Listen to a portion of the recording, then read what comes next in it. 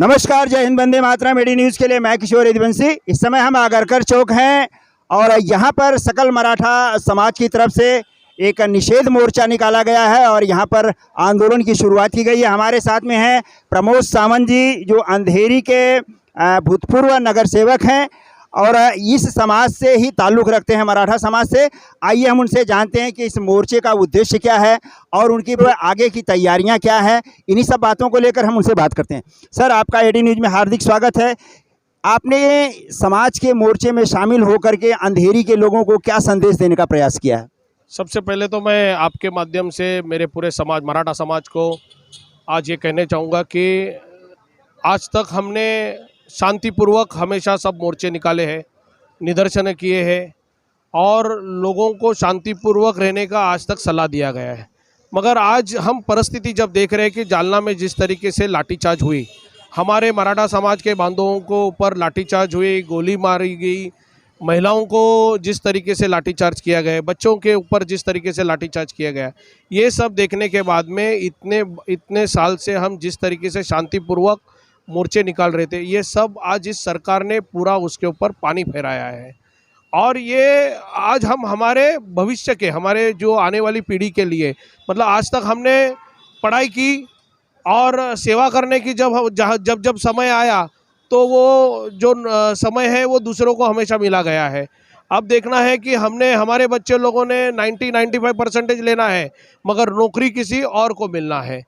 नौकरी में भी जब आप देखेंगे कि अच्छा इंटरव्यू देना है, हमने सिर्फ इंटरव्यू देना है, मगर नौकरी हमारे बच्चों को नहीं मिलना है। वहाँ पर कोटा वाइज अगर आप देखेंगे तो वहाँ पर आरक्षण बीच में आता है और हमारे मराठा समाज के बच्चों लोगों को ना नौकरी मिलती है, ना शिक्षण में। अगर जब देखेंगे कि 90-95 लेने के बावजूद भी एडमिशन नहीं मिल रहा है, वहाँ पर हमको ओपन सीट में लाख लाख रुपया देना पड़ता है। इस तरीके की परिस्थिति आज मराठा समाज की करके रखी है और इसीलिए आज ये अंधेरी पूर्व में हमने ये आज निदर्शन लिया है।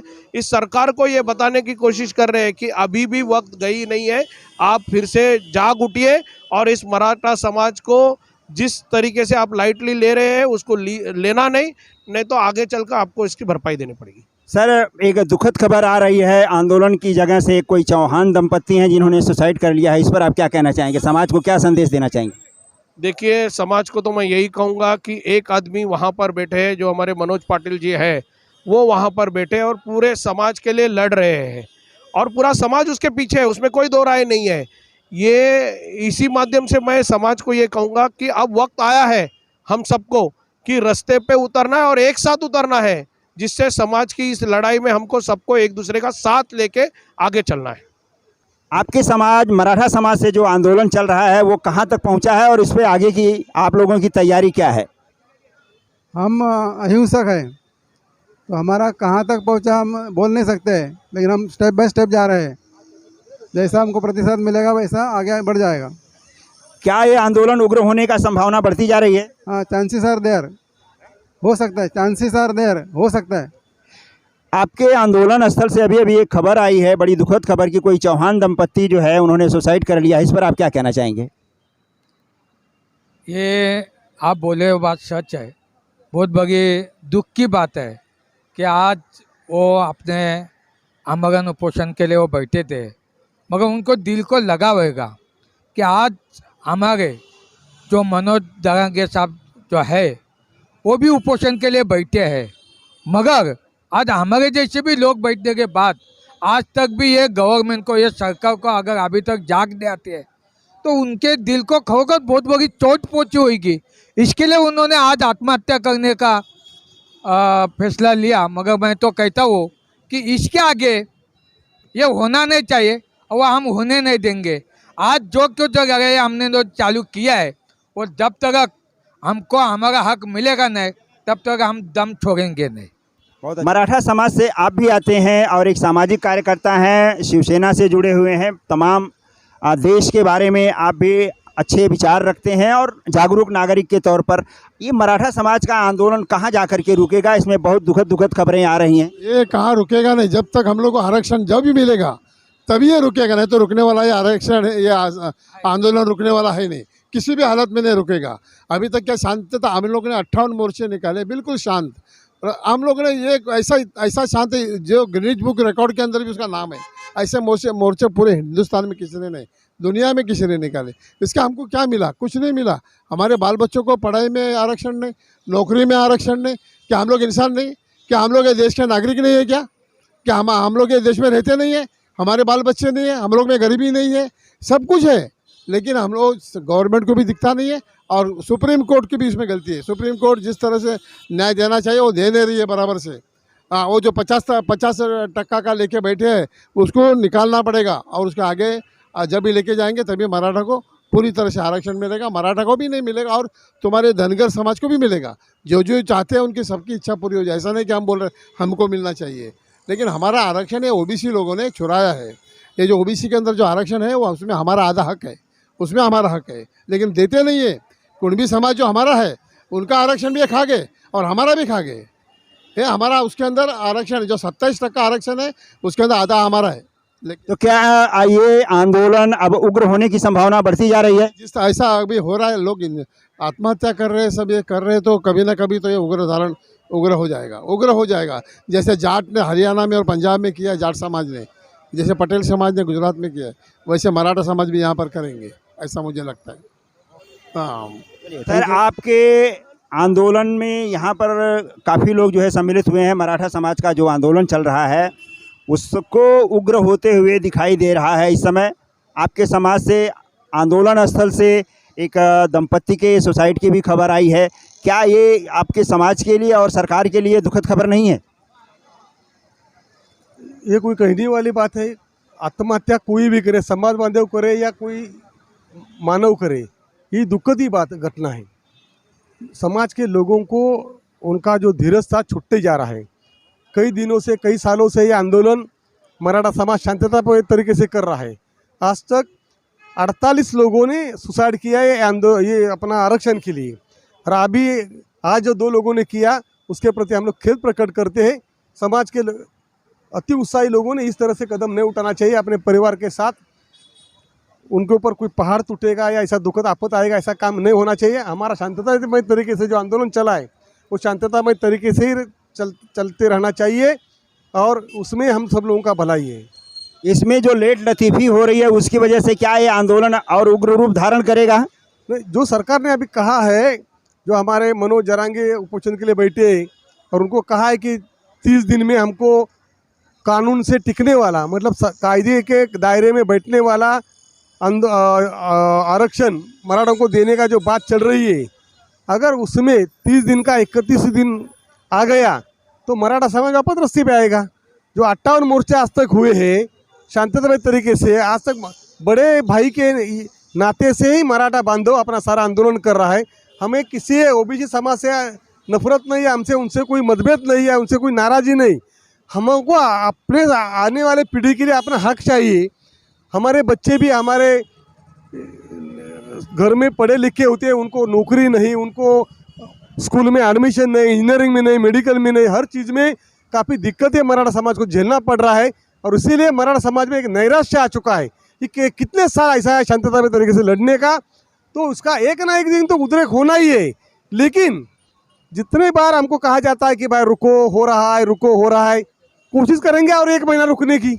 1 महीने के बाद अगर वही तरह से वापस कोई ना कोई बहाना दे के या कोर्ट में कोई जाके ओबीसी नेता या ओबीसी संगठन हमारे रुख में रुकावट डालते हैं तो मराठा में उद्रेक होना स्वाभाविक है, इसको कोई टाल नहीं सकेगा। ओके। कहना चाहते हैं एक मराठा लाख मराठा का आज यहाँ पर रिजल्ट देखने को मिल रहा है। लाखों लोग जो है सड़कों पे उतरने की तैयारी कर रहे हैं। कैसा लगता है आपको? हम बिल्कुल लोगों के साथ है। जैसे अभी मनोज जरांगे ने कहा है कि हम सरकार के 1 महीना का टाइम जो मांगा है वो हम बिल्कुल उनको देंगे। अगर 31वें दिन अगर सरकार कोई कदम नहीं उठाती है तो हमें जो जरांगे से आदेश आएंगे उसके आदेश हम पूरे महाराष्ट्र की जनता और मराठा समाज पूरा उसका फॉलो करेगा और ये बड़े पैमाने में ये आंदोलन होगा। इससे सरकारी जवाबदारी होगी, इसको पूरा सरकारी जिम्मेदारी लेना पड़ेगा और ये कोई रोक नहीं सकता है। अभी बहुत हो गया, जैसे अभी साहब ने कहा कि 58 मोर्चे हम लोग ने निकाले शांतिपूर्ण से, किसी को तकलीफ नहीं, किसी समाज को त्रास नहीं दिया, कुछ नहीं किया। इसके बावजूद अगर सरकार हमें नहीं देना चाहती है आरक्षण तो हमें ये कदम उठाने से कोई नहीं रोक सकता है। धन्यवाद। आप क्या कहना चाहते हैं? आप भी एक सीनियर सिटीजन हैं और इस समाज को आप लोग एक नया दिशा देना चाहते हैं, पर सरकार की उदासीनता इसमें आड़े आ रही है। तो आगे आप लोगों की क्या तैयारी है? क्या यह आंदोलन उग्र हो जाएगा? अभी देखिए, गया 14 दिन से मनोज दरांगे पाटिल उपोषण पे बैठे हैं और ये सरकार हर टाइम, अभी मराठा लोग ने ऐसी परिस्थिति हुई, पहला जो ज़माना था वो अलग था, लेकिन अभी जो मराठा जो पीढ़ी आए उनको अगर आरक्षण नहीं मिला तो बहुत बेकार परिस्थिति हो रही है। और इतना 58 मोर्चे निकालने के बाद भी ये सरकार अगर उनका होश नहीं उड़ रहा है तो आगे हम लोग को अलग तरीके से मोर्चे निकालने पड़ेंगे और हमारी मांग है और ये आरक्षण हम लेके रहेंगे, चाहे कोई भी हालत से। अभी शांततापूर्ण निकाले, लेकिन आगे हमको क्या तरीका अपनाएगा वो भी अपनाएंगे, लेकिन आरक्षण लेके रहेंगे हम लोग। ये जो मौत का सिलसिला है, सुसाइड का सिलसिला है, जो 50 के आंकड़े को छू गया है, इस पर आप क्या कहना चाहते हैं? ये बहुत खेद की बात है इतना, और सरकार को और कितना इम्तिहान लेंगी मराठों लोग का। अभी 50 उन लोग ने आंदोलन के लिए, आरक्षण के लिए 50 जन गए और कितने लेना चाहते, तो इसके लिए हमने सरकार को कहना चाहते ये मराठों का अभी तक अंत मत ले लो और जल्दी से जल्दी मराठा को आरक्षण दे दो, इतनी हम लोग की उनकी मांग है। तो ये थे कुछ मराठा समाज के व्यक्ति जिन्होंने अपने विचार जो है एटी न्यूज़ से साझा किए हैं। और यहाँ पर एक आंदोलन जो अभी अभी संपन्न हुआ है, उसके आगे की तैयारी में मराठा समाज फिर से लग गया है और 2-3 दिन तक फिर जो है यहाँ पर लगातार आंदोलन और धरना प्रदर्शन चलता रहेगा। एटी न्यूज़ के लिए मैं किशोर यदुवंशी, नमस्कार, जय हिंद, वंदे मातरम। मेरी ये खबर अगर आपको अच्छी लगी हो तो इसे लाइक, शेयर, सब्सक्राइब ज़रूर करिएगा। अगली खबर के साथ हम आपके सामने फिर हाजिर होंगे। तब तक के लिए नमस्कार, जय हिंद, वंदे मातरम, धन्यवाद। सोनाली चव्हाण या जातेगावाच्या आमरण उपोषणाला बसले होते, त्यांच्यासोबत सहकार्य करत होते आणि तिथून उद्विग्न होऊन ते आपल्या घरी गेले आणि आज त्यांनी तिथे दोघांनी पती पत्नींनी गळफास घेऊन आत्महत्या केली, त्यांचा मृत्यू झाला। अशाच पद्धतीनं काही दिवसांपूर्वी माने नावाचे आपले मराठा बांधव यांनी तलवार उडी घेऊन आत्महत्या केली। आपल्या सकल मराठा अंधेरी विधानसभाच्या वतीनं, सर्व सकल मराठा समाज बांधवाच्या वतीनं आपण त्या तिन्ही आपल्या समाज बांधवांना आपण भावपूर्ण श्रद्धांजली 2 मिनिटाची व्हायची आहे। त्यानंतर राष्ट्रगीत होईल व आपला आजचा हा धरणं आंदोलन इथे स्थगित केलं जाईल। पण आंदोलन स्थगित राहणार नाहीये। उद्या पांढरा येथे सकल मराठा क्रांती मोर्चा व संभाजी ब्रिगेडच्या वतीनं जिल्हाधिकारी कार्यालयावरती धरणे आंदोलन आहे, त्याच्यामध्ये पण आपण सर्वांनी सहभागी व्हायचं आहे। उद्या सकाळी 11 वाजता आपण या चव्हाण पती पत्नींसाठी आणि माने हे आपले सकल मराठा बांधव होते त्यांच्यासाठी 2 मिनिटाची श्रद्धांजली व्यक्त करू।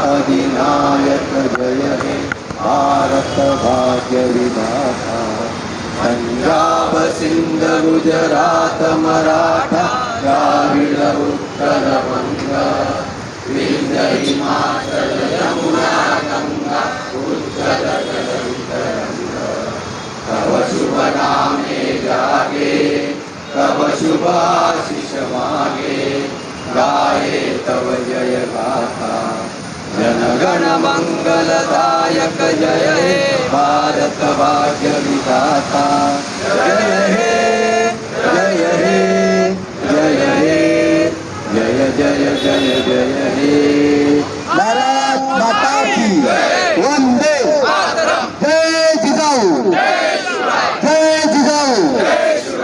आरक्षण ज्यावेळी गरज नव्हती त्यावेळी मागत नव्हतो, ज्यावेळी गरज नव्हती त्यावेळी मागत नव्हतो, कारण तेव्हा एका हजारो एकरामध्ये जमिनीमध्ये मराठा समाज होता। आज एका एकरावरती आलेले काहींचे 1 एकर पण नाही, काही आज मराठा समाजाच्या देखील सुद्धा घरकाम करता येते।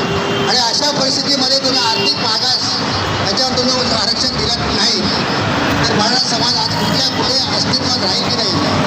आपण या सगळ्यात एकदम सगळे समाजाचा विचार जेव्हा आपण करतो,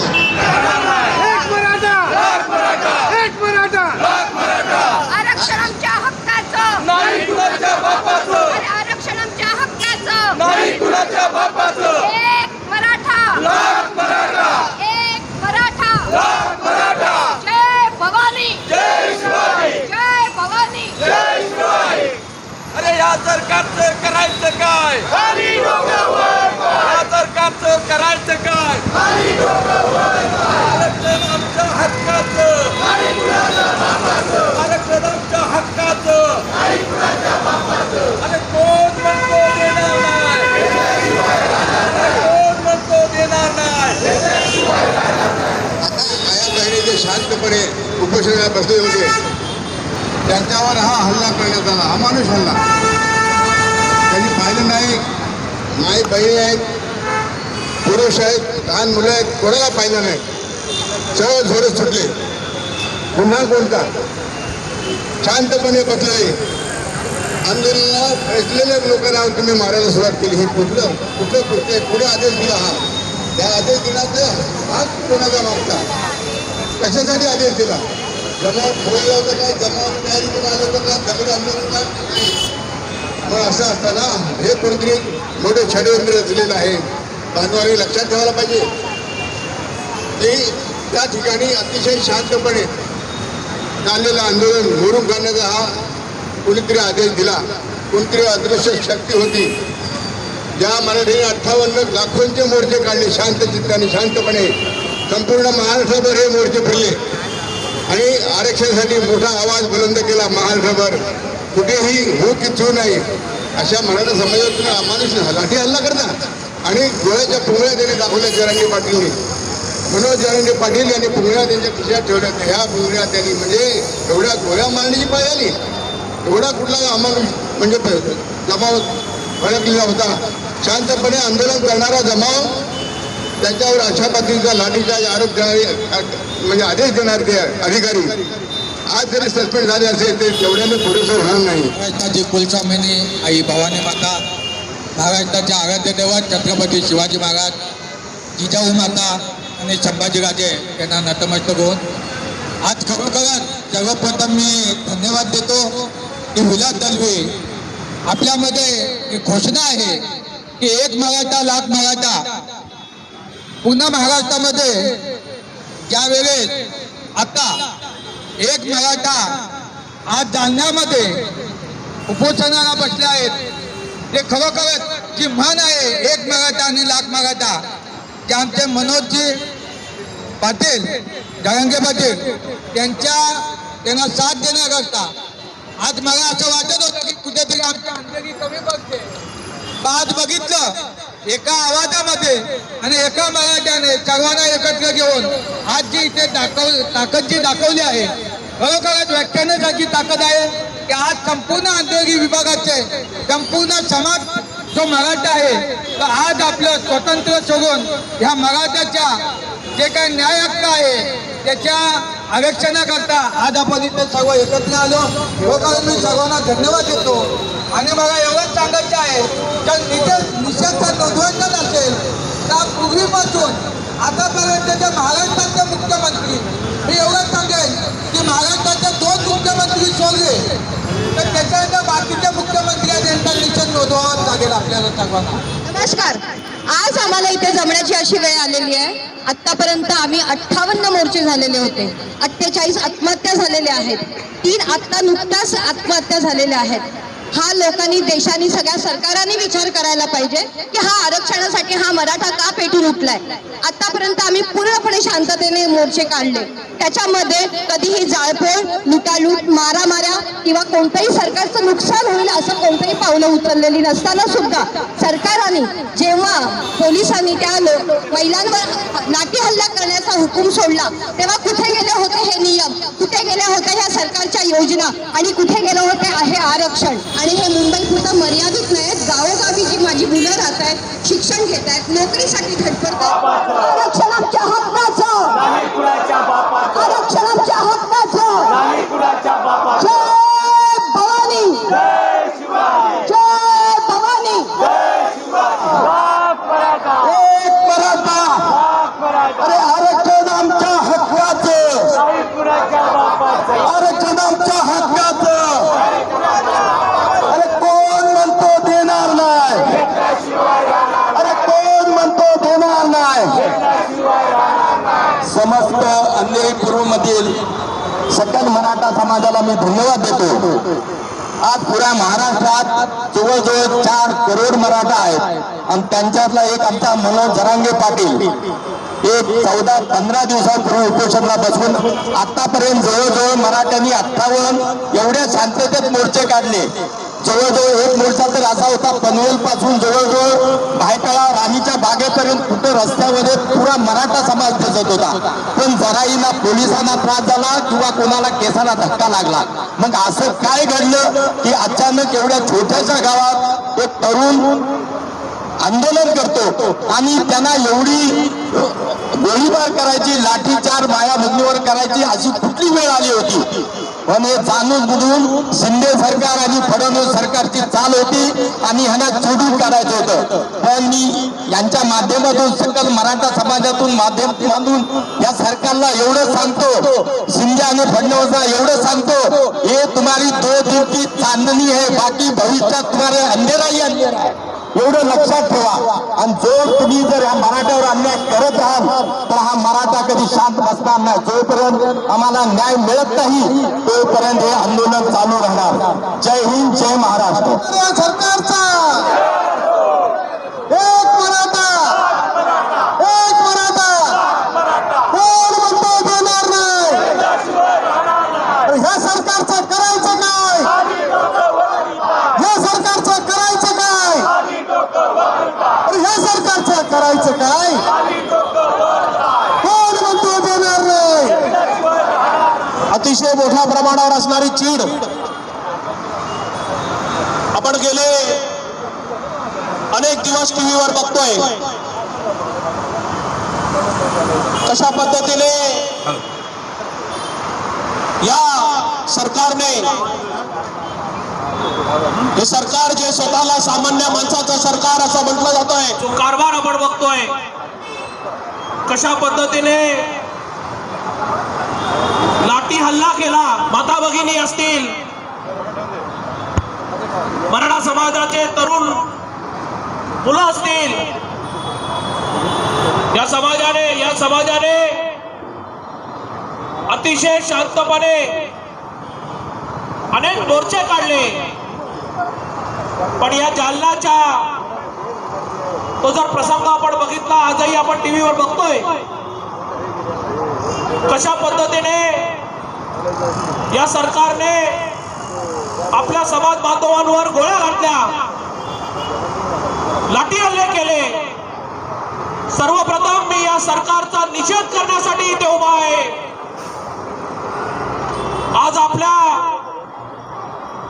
समाज बांधवांचा ज्या पद्धतीने आतापर्यंत केलेलं योगदान, आतापर्यंत केलेले अनेक मोर्चे, प्रत्येक मोर्चा आम्ही शांततेपणे काढला. अतिशय संयमाने आम्ही या मागण्या या सरकारकडे मागत राहिलो. पण पदरात काय आलं तर लाठी हल्ले आणि गोळ्या आमच्यावर आल्या. आज आपण जर बघितलं तर मराठ्यांच्या मुलांनी शिकायचं आपल्या हिमतीवर, पण नोकऱ्यांची अपेक्षा करू नये. आमच्या मागण्या काय तर नोकऱ्यांमध्ये आम्हाला मिळालेलं आरक्षण, आमच्या मुलांना जर शिकायचं असेल तर त्यांना शैक्षणिक मध्ये आरक्षण. आम्ही काय ह्याच्या व्यतिरिक्त तुमच्याकडे काहीच मागितलं नाही या सरकारकडे. पण तरी सुद्धा ह्या गोष्टी सुद्धा सरकारला आम्हाला द्यायचं नाहीये, मराठा समाजाला द्यायचं नाहीये. आणि मग म्हणायचं की आम्ही सामान्य माणसाचं सरकार, सामान्य लोकांसाठी आम्ही काम करतोय, 24 तास आम्ही काम करतोय. तर 24 तास काय काम करतोय तर मग लाठी हल्ला करा, लोकांना वेगवेगळ्या पद्धतीने दबाव तंत्र वापरा, गोळ्या घाला. त्यांना कुठल्याही प्रकारचा निषेध करून देऊ नका. या सरकारच्या विरोधात एका वेगळ्या पद्धतीचा जुलमी असा सगळा कारभार या सरकारच्या वतीने चाललेला आहे. माझा तर आरोप आहे की सरकारमध्ये येण्याच्या अगोदर या राज्याच्या मुख्यमंत्र्यांनी आपल्याला काय काय पद्धतीने आश्वासनं दिली, इथे उपस्थित माझ्या मराठा बांधवांना मला सांगायचं आहे की कशा पद्धतीने ते बोलत होते. प्रत्येक गोष्ट मांडत असताना खोटं बोलणं आणि रेटून बोलणं हे आजच्या या सरकारच्या उपमुख्यमंत्र्यांचा कारभार होता. आणि मराठा समाज अतिशय शांत आणि संयमाने आजपर्यंत प्रत्येक मागणी तुमच्या समोर मांडत आला. पण या सरकारला त्याची जाणीव नाहीये. या सरकारने प्रत्येक वेळेला फसवेगिरीचं काम केलंय. आणि म्हणून जोपर्यंत हे सरकार आमची मागणी पूर्ण करत नाही, आमच्या मुलांना आमच्या बांधवांना जोपर्यंत आरक्षण मिळत नाही, मला वाटतं आपण इथे जमलेल्या मराठा समाजाने जागरूक राहणं गरजेचं आहे. आणि आपला एक समाज बांधव तिथे उपोषणाला बसलेला आहे, त्याच्या पाठीमागे ठामपणे उभं राहिलं पाहिजे. ज्या वेळेला समाज बांधव हाक मारतील त्या वेळेला अशाच पद्धतीने आपण रस्त्यावर उतरलं पाहिजे अशी आशा अपेक्षा करतो. आणि इथेच थांबतो. धन्यवाद. जय हिंद, जय महाराष्ट्र. का म्हणून गप्प बसायचं? हा, आजपर्यंत आम्ही एवढे मोर्चे काढले तेव्हा कधी कुठे आम्ही लाठीचार्ज घेतला नाही किंवा कुठे एक कागदाचा तुकडा सुद्धा रस्त्यावर टाकला नाही. हा, 11-12 लाख लोक त्यावेळेला होती. बायकाळ्यापासून अगदी याच्यापर्यंत लोक होती. तेव्हा तिथे काही झालं नाही. आणि अशा छोट्याशा गावामध्ये हे राजकारण चालतं. हा, आमच्या मुलांसाठी जर आज आम्ही उभे राहिलो नाही, पण आम्ही जे अनुभव घेतले आहेत ते आज आमच्या पत्राशी आहेत. आमच्याच मुलांना आम्ही शिकवलं. त्यावेळेला आम्हाला सरळ विचारण्यात आलं, तुम्ही ओपनमध्ये आहात का? टक्केवारी असताना सुद्धा आम्हाला कॉलेजमध्ये जेव्हा मी ऍडमिशनला गेली त्यावेळेला मला स्वतःला विचारलं, तुम्ही ओपनमध्ये आहात तर तुम्ही सर्टिफिकेट ओबीसीचं घेऊन आलात तर आम्ही तुम्हाला देऊ. 94% असताना तर माझ्या मुलीला ऍडमिशन मिळत नाही. त्यावेळेला मी काय करायचं? इंजिनिअरिंगसाठी मी 97,000 भरते आणि माझ्या बाजूला उभी राहिलेली महिला 7,000 भरते. हा कुठला नाही? त्यावेळेला सरकारला दिसत नाही. पैसे आम्ही भरायचे. हा, आणि नोकऱ्या करताना या लोकांची माणसं पुढे असतात तर त्यांना मराठी बोलता येत नाही. हा आम्ही अनुभव घेतलेला आहे. शाळेमध्ये जेव्हा आमच्या मुलांना शिकवलं जातं तेव्हा ही लोक जेव्हा जॉब करतात तिथे तेव्हा त्यांचा मराठी धड नसतो तर इंग्लिश काय शिकवणार. आणि मुलं येऊन घरी विचारतात, आई ते सर बरोबर बोलत नाहीत. त्यावेळेला आम्हाला कुठे दुःख होतं ना. अभिनंदन करतो. मी ते सर्व मराठीकडून तुम्ही खूप दिवसांनी बाहेर पडला आणि जमलेल्या माझ्या सर्व हिंदू मराठा बांधवांना चालेल ना बोललेलं हिंदू. कारण कसं आहे, जालनामध्ये मार खाणारे कोण होते? मराठे कोण होते? मारणारे कोण होते? आणि आदेश देणारा कोण होता? आपल्यासाठी कोण बाहेर पडला का? की बाई हनुमान चालीसावाली तो छोटावाला पहिली शपथ घ्यावी लागेल. आम्हाला इथपर्यंत गावी घ्यावं लागेल. खरोखरच आतापर्यंत जसं लढत आलो याही पुढे आम्हाला लढावाच लागणार आहे. आणि आता संयम सोडून हातामध्ये जे मिळेल पुढे येणारा काळ ठरवेल की आम्हाला आंदोलन कसं करायचं आहे. खरोखर या ठिकाणी आपण सगळे लोकप्रतिनिधी आलात.